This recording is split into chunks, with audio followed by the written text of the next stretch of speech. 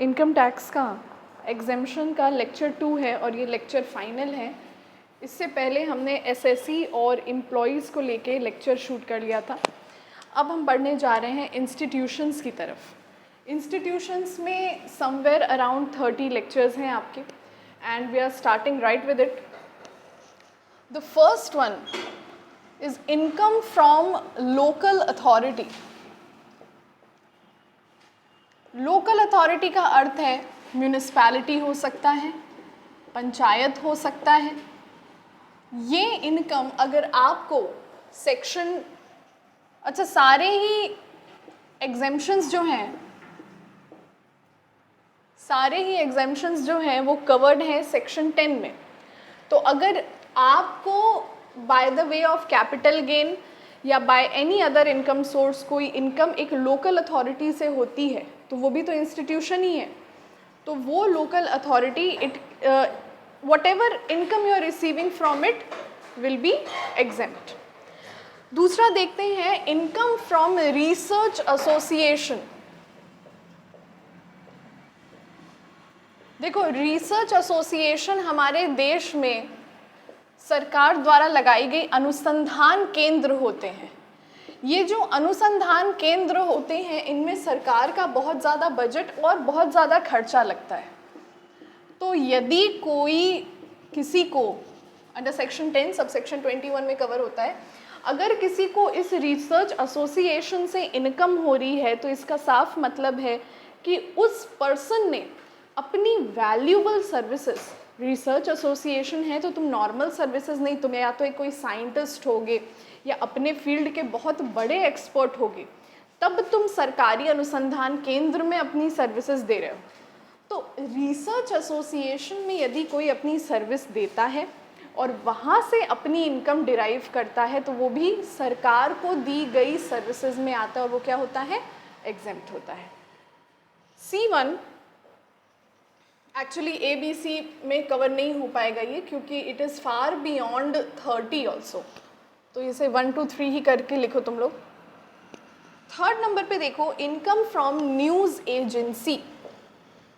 मान लीजिए आपने कोई बड़ी करंट न्यूज़ आज तक वालों को या जी न्यूज़ वालों को या इंडिया टीवी वालों को दे दी, और उतनी बड़ी न्यूज़ आपने दी तो आपको भी तो कुछ रिटर्न में वो देंगे। इनकम फ्रॉम न्यूज़ एजेंसी को भी जनहित में दी गई सेवा माना गया है। जनहित मतलब पब्लिक के वेलफेयर में दी गई सेवाओं में माना गया है। इस वजह से ये भी क्या होता है, एग्जेम्प्ट होता है। Look at the fourth one now, income of professional institute.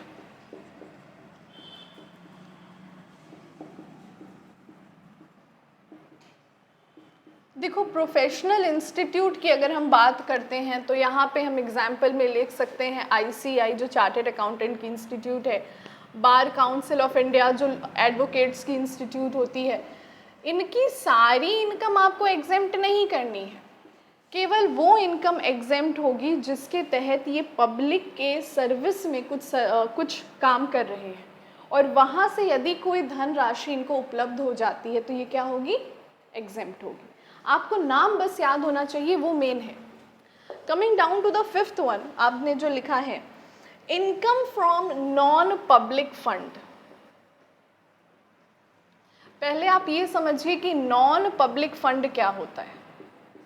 जिसके आगे मैं सेक्शन लिख रही हूँ केवल वही इंपॉर्टेंट है, हर चीज़ का सेक्शन इंपॉर्टेंट नहीं है जस्ट बिकॉज आपने नोट्स में लिखा है। जैसे इसमें मैंने सेक्शन नहीं लिखा है तो you can completely leave it.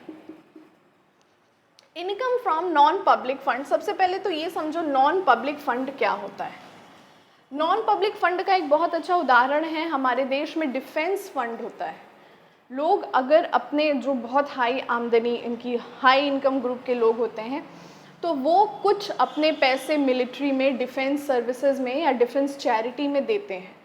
Defence although government का पार्ट नहीं है, पब्लिक, वो डिफेंस में आप जो पैसा देते हो वो नॉर्मल पब्लिक के लिए अवेलेबल नहीं होता है। वो किसके लिए अवेलेबल होगा, केवल डिफेंस में, मिलिट्री, नेवी, एयरफोर्स। मगर फिर भी एक तरह से आप देश की सेवा के लिए अपना योगदान दे रहे हैं, इस वजह से वो क्या होता है, एग्जेम्प्ट होता है। Coming down to the sixth one, welfare of employees, income of a fund for welfare of employees. अगर कोई कंपनी का एम्प्लॉयर एम्प्लॉय वेलफेयर के लिए कोई एक अकाउंट खोलता है, चाहे जॉइंट लाइफ हो गया, चाहे एम्प्लॉयर्स की मेडिक्लेम, एम्प्लॉयज़ की मेडिकल फैसिलिटी होगी, ऐसा कोई अगर वो खाता खोलता है तो यहाँ से उसको यदि कोई ब्याज प्राप्त हो रहा है, कोई आमदनी प्राप्त हो रही है, तो वो भी क्या होती है, एग्जेम्प्ट होती है। क्यों एग्जेम्प्ट होती है कि जनरली ये जो एम्प्लॉय वेलफेयर वाले फंड्स होते हैं ना, ये सरकार द्वारा ही बनाए जाते हैं, तो आप ऑलरेडी सरकार को पैसा दे रहे हो, दोबारा देने की ज़रूरत नहीं है। Coming down to the seventh one, income from pension account set up in LIC, इसका सेक्शन इंपॉर्टेंट है, सेक्शन 10 23 AAB है शायद, हाँ देखो, यदि कोई व्यक्ति LIC में जितना पैसा लगाओगे वो सब एग्जेम्प्ट हो जाएगा। यदि कोई व्यक्ति LIC में अपना पैसा लगाया है और LIC में अपना पैसा एक पेंशन अकाउंट के थ्रू लगाया है, तो ऐसी पेंशन अकाउंट के थ्रू यदि उसको कोई ब्याज प्राप्त हो रहा है, कितना बहुत प्राप्त हो जाएगा, कितना 200 300 6 महीने का, और कितना हो जाएगा, साल भर में मान के चलो 2000, तो वो भी क्या होता है, एग्जेम्प्ट होता है। क्योंकि LIC को पैसा देने का क्या मतलब है, सरकार को पैसा देना। ठीक है, अगला देखते हैं, नंबर 8, इनकम फ्रॉम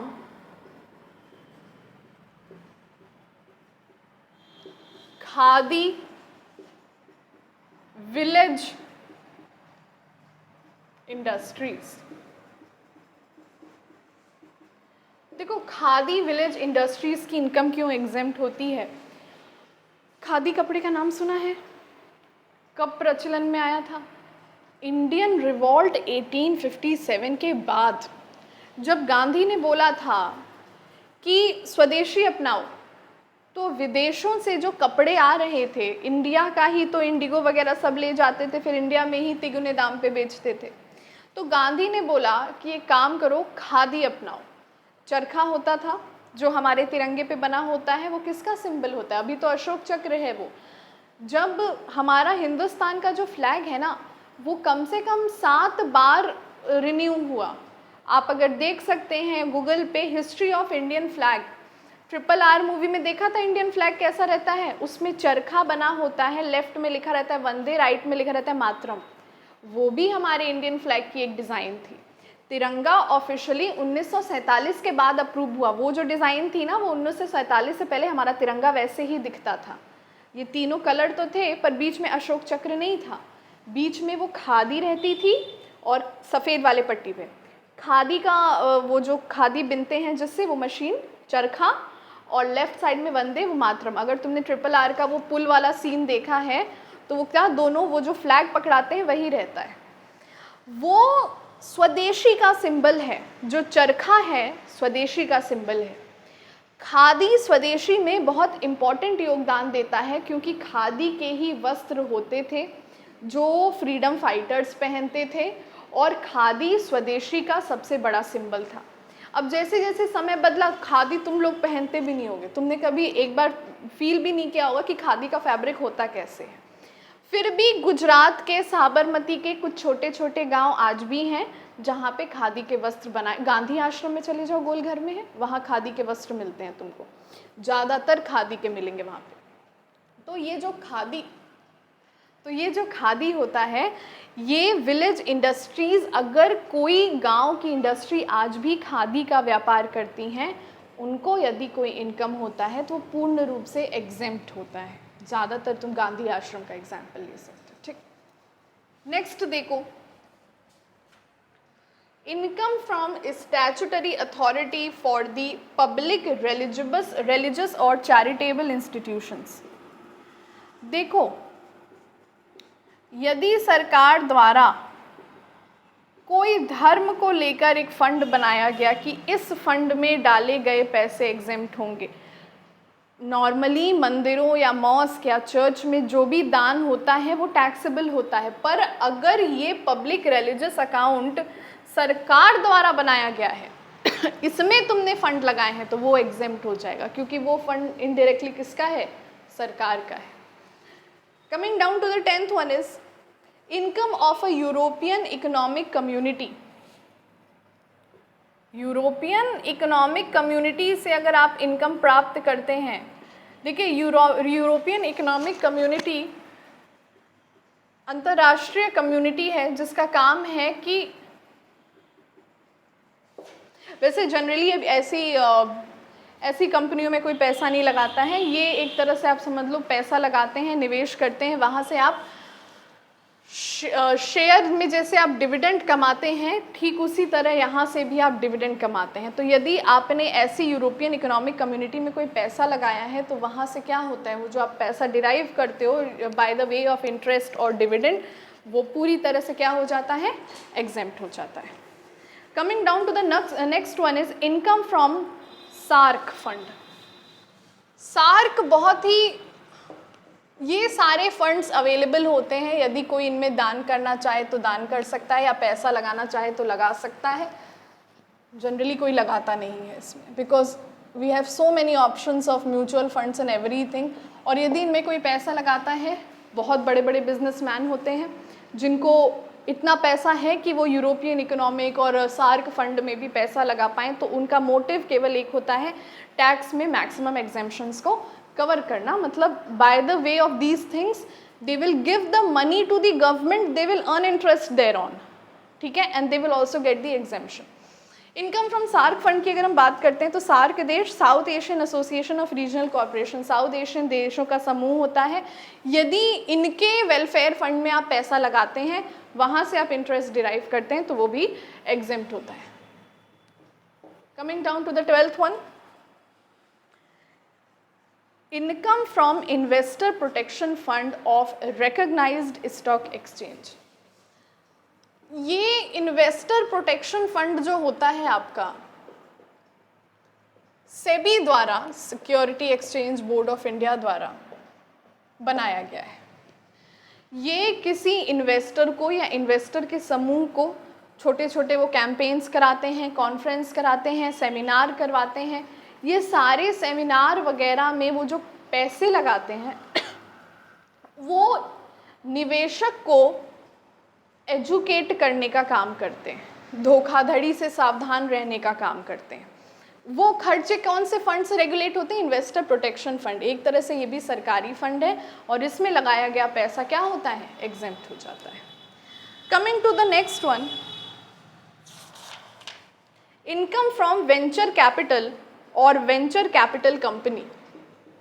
देखो, वेंचर कैपिटल कंपनी में लगाया गया पैसा एग्जेम्प्ट क्यों होता है? क्योंकि शार्क टैंक आपने देखा होगा, शार्क टैंक में ये जो शार्क बन के बैठते हैं ये लोग वेंचर कैपिटलिस्ट होते हैं। वेंचर कैपिटलिस्ट का काम ये होता है, ये जितने भी स्टार्टअप्स होते हैं उन स्टार्टअप्स में अपना पैसा लगाना और उन स्टार्टअप्स के थ्रू अपनी प्रॉफिट को गेन करना। एक तरह से देखो तो वेंचर कैपिटलिस्ट किसी भी नए बंदे को पैसा देते हैं, स्टार्टअप का, ग्रोथ का पैसा देते हैं, जो बैंक उतना हाई रिस्क अफोर्ड नहीं कर सकती। तो यदि कोई पर्सन ऐसे वेंचर कैपिटल फंड और जनरली सरकारी वेंचर कैपिटल फंड में अपना पैसा लगाता है तो वो भी क्या हो जाएगा? एग्जेम्प्ट हो जाएगा। Coming down to the 14th one which you written, registered trade union. ये भी एक फंड है। रजिस्टर्ड ट्रेड यूनियन देश भर में जो ट्रेड यूनियंस होते हैं, ट्रेड यूनियंस मतलब समझ सकते हो कर्मचारियों का पंजीकृत समूह या वर्कर्स का रजिस्टर्ड ग्रुप, उसे ट्रेड यूनियन कहते हैं। यदि ऐसे किसी ट्रेड यूनियन में भी आपने पैसा लगाया है कि दुनिया भर के, देश भर के जो कर्मचारी हैं, जनरली यहाँ पे कर्मचारी की हम बात करते हैं तो फैक्ट्री वर्कर्स वगैरह की, उनके वेलफेयर में अगर आपने पैसा दिया है, अगेन ये भी सरकारी फंड है, तो वो भी पैसा आपके लिए एग्जेम्प्ट हो जाता है। प्रोविडेंट फंड की अगर हम बात करते हैं तो उसमें statutory provident fund, recognised provident fund सब आता है। तो आपने अगर पीएफ में अपना पैसा अपने पीएफ में लगा रखा है, वो जो पीएफ आप उससे ब्याज कमा रहे हैं या जो इनकम कमा रहे हैं वो पूरी तरह से क्या है, एग्जेम्प्ट है।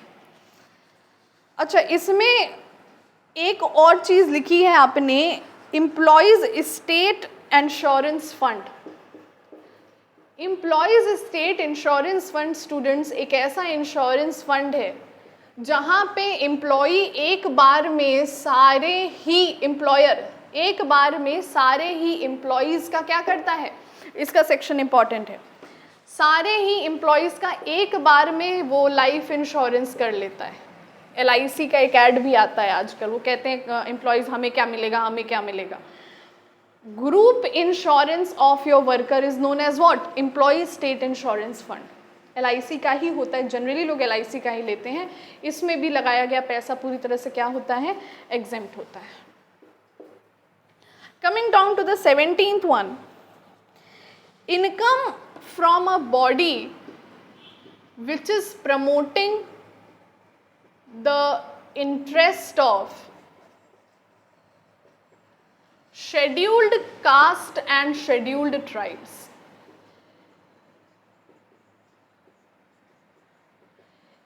यदि कोई ऑर्गेनाइजेशन पिछड़ी वर्ग समूह का इंटरेस्ट, जैसे मान लो कोई एक आदिवासी ग्रुप है जिनका काम चलता है केवल फल बेच के, आपने एक ऐसी एसोसिएशन लगा दी जो उन आदिवासियों को कम से कम, जो आदिवासी जनजाति क्षेत्र में रहते हैं जहाँ पे सड़क नहीं है, बिजली नहीं है, आपने केवल एक ऐसी चैरिटेबल इंस्टीट्यूशन सेट कर दी कि उन आदिवासी जनजाति लोगों को गाड़ियाँ उपलब्ध हो जाती हैं अपना फल जो है मार्केट में बेचने के लिए। एक छोटी सी मैं एग्जाम्पल ले रही हूँ। तो यदि आपने ऐसा कोई वेलफेयर इंस्टीट्यूट रखना, आपने ढेर सारे ई रिक्शा रखे हैं, जो चाहता है आपकी रिक्शा को लेकर पहुंच जाता है मंडी अपने सब्जी को बेचने, और आपका ऐसा जो सर्विस का ये जो आपने एक बिजनेस नहीं कह सकते, हम कह सकते हैं एक एसोसिएशन बना रखी है। ऐसी एसोसिएशन द्वारा अगर आपकी कोई इनकम होती है, मतलब ऐसी कोई भी एसोसिएशन जो पिछड़ी जनजाति वर्ग के इंटरेस्ट को प्रमोट करने का काम करती है, उसकी भी इनकम क्या होती है, एग्जेम्प्ट होती है। Coming down to the 18th one,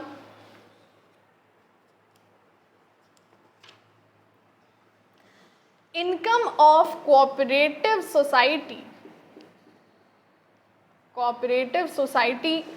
formed for scheduled caste and scheduled tribes।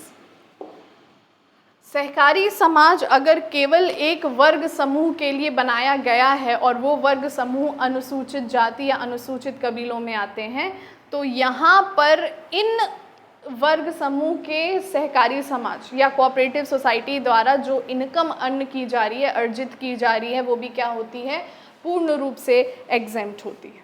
आगे बढ़ते हैं। Income of infrastructure debt fund. एक समय पे हिंदुस्तान के इंफ्रास्ट्रक्चर बहुत खराब हुआ करता था, उसको बनाने के लिए सरकारों ने, पहले की सरकारों ने बहुत ज़्यादा कर्ज भी ले लिए थे। अभी तक वो कर्ज धीरे धीरे सेट ऑफ हो रहा है। तो उन्होंने एक IDF खोल दिया, या इंफ्रास्ट्रक्चर डेट फंड, जिसका अर्थ ये है कि ये जो हमने इंफ्रास्ट्रक्चर के लिए कर्ज लिया है, इसको चुकाने में पब्लिक भी उनका योगदान कर सकती है, और यदि पब्लिक वो योगदान कर रही है तो वो क्या होगा, एग्जेम्प्ट होगा। Is that okay? आगे बढ़ते हैं। कितने हो गए? 19 हो गए। 20 देखना। इनकम ऑफ इंडियन स्ट्रैटेजिक, नाम याद रखना इन एसोसिएशंस का, Indian strategic petroleum reserves limited. Petroleum reserves limited, बात समझ में आ रही होगी। हमारे देश में तेल होता नहीं है, हम लाते हैं अरब कंट्रीज से। अब क्योंकि हम 1048C इम्पॉर्टेंट है, क्योंकि हम ये अरब देशों से लाते हैं, हमारा इसमें खर्चा भी बैठता है, तो इस खर्चे को कवर करने के लिए भी सरकार ने एक फ़ंड बना रखा है। यदि आप इसमें देना चाहें आप दे सकते हैं, और ऐसे जो आपका कंट्रीब्यूशन का अमाउंट है वो एग्जेम्प्ट हो जाएगा। 20 हो गए, फिलहाल इसको लिखो आप लोग।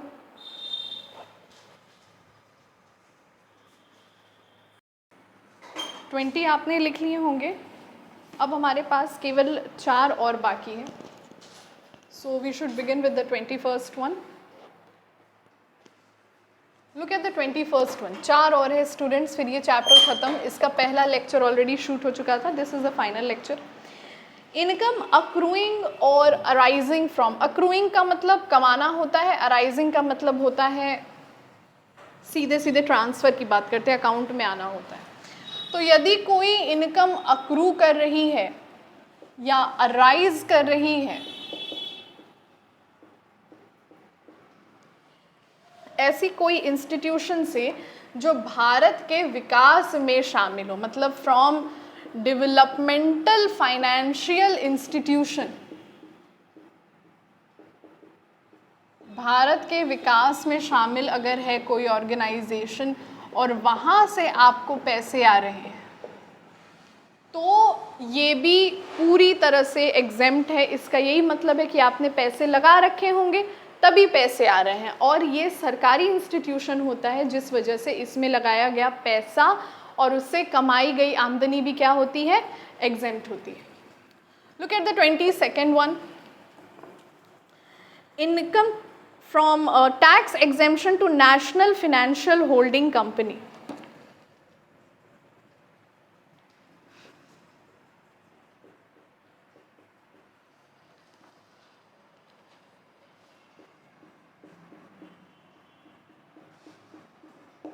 नेशनल फाइनेंशियल होल्डिंग कंपनी जो है ये सेंट्रल द्वारा बनाई गई है उन कंपनियों को प्रमोट करने के लिए जो बंद होती सरकारी यूनिट्स हैं। इसका काम यही है कि वो बंद होती सरकारी यूनिट्स कंपनियों को अपनी सब्सिडरी बना के उनको भी किसी तरह से चला लेना, ताकि जो लोगों को वहाँ से रोज़गार मिला है उनका रोज़गार ना ख़त्म। यदि ऐसी कंपनियां जो इनकम कमाती हैं वो पूरी तरह से टैक्स से एग्जेम्प्ट होती है। Coming down to the 23rd one. Income of political party. बस यही है सारे घोटालों का और सारे फ्रॉड का कारण। यदि कोई राजनीतिक पार्टी द्वारा कोई इनकम, कैसी भी इनकम कमाई जा रही है, माना क्या जाता है, माना जाता है कि कोई पॉलिटिकल पार्टी डोनेशन पे चलती है। वो क्या डोनेशन है वो पूरा हिंदुस्तान जानता है। तो यदि इनकम ऑफ पॉलिटिकल पार्टी है अगर, तो ये अंडर सेक्शन 13 है। ये इंपॉर्टेंट है, ये पूछा जा सकता है, पूरी तरह से एग्जेम्प्ट होता है। और अंतिम बात करते हैं, जो लास्ट एग्जेम्पशन आपके सिलेबस का रिलेवेंट है वो है income of electoral trust. Electoral trust हमारे देश का वो इलेक्टोरल कॉलेज, हमारे देश का इलेक्टोरल कॉलेज वो इंस्टीट्यूशन है जो देश में चुनाव करवाता है। यदि इनके फंड में किसी ने पैसे लगाए हैं और उन पैसों से उसे कोई डिविडेंड या इनकम रिसीव हो रही है तो वो भी पूर्ण रूप से एग्जेम्प्ट होती है। इसी के साथ बीकॉम 4th सेमेस्टर का जो एग्जेम्पशन का चैप्टर था वो ख़त्म हुआ। इनकम टैक्स की प्लेलिस्ट पे सारे लेक्चर्स पढ़ चुके, केवल एक बाकी है रेसिडेंस एंड टैक्स लाइबिलिटी। आज या कल में वो भी पढ़ जाएगा। और इनकम टैक्स 1 जितना मिड टर्म में पूछा जा सकता है वो पूरी तरह से कंप्लीट प्लेलिस्ट में अपलोड हो जाएगा। Note this down. Thank you class.